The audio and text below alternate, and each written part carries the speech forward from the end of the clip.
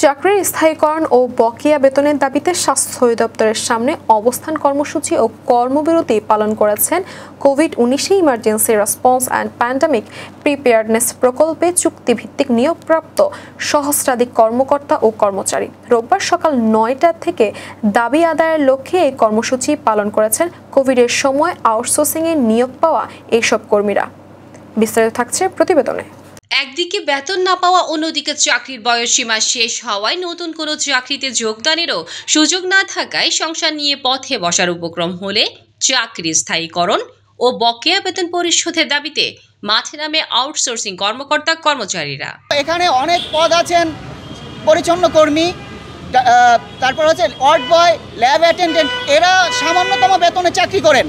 তারা দীর্ঘদিন বিনা বেতনে চাকরি করতে পারেন না। তারা বিভিন্ন জায়গায় যিনি পারছেন তিনি অবস্থান করছেন এবং অন্যের কাজ ছেড়ে চলে গেছেন। কোভিড-19-এর সময় যারা কাজ করছে তারা আজকে দুঃখ ভারাক্রান্ত। আমরা যখন একত্রিত হয়েছি আমরা কোনো আশ্বাসে বিশ্বাসী না, আমরা রাজস্বকরণ করে এবং প্রজ্ঞাপন নিয়ে তবে আমরা ডিজি হেলথ ছাড়বো। তাদের দাবি, মরণঘাতী কোভিডের সময় জীবন ঝুঁকি নিয়ে কাজ করলেও বর্তমানে অবহেলা বঞ্চনায় দিনাতিপাত করছে 1004 কর্মী। 2020 থেকে ইআরপিপি প্রকল্পের আন্ডারে আমরা 1004 জন জনবল এ পর্যন্ত কর্মরত আছি।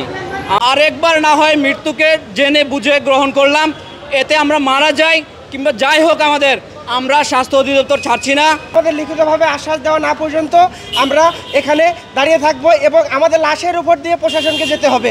আউটসোর্সিংয়ে কর্মরত এবং চাকরিজীবীদের দাবিগুলো হলো বকেয়া বেতন দ্রুত পরিশোধ, চাকরি স্থায়ীকরণ, অতীতে প্রদত্ত ত্যাগ ও স্বাস্থ্য ঝুঁকি যথাযথ মূল্যায়ন ও ক্ষতিপূরণ। এই সময় দাবি না মানলে কঠোর আন্দোলনের হুঁশিয়ারি দেন আন্দোলনকারীরা। Desk report, CVN TV, USA।